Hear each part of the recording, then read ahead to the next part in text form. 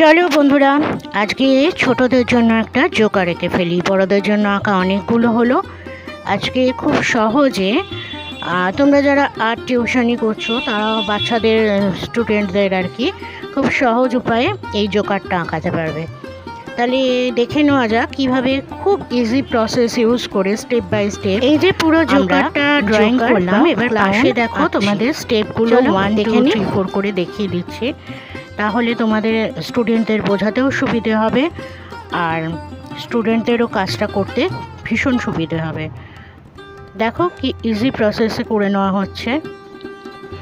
এ দিয়েও করা যায়, ক দিয়েও করা যায়, দুভাবে করা যায়। দেখে নাও, কমপ্লিট হয়ে গেল।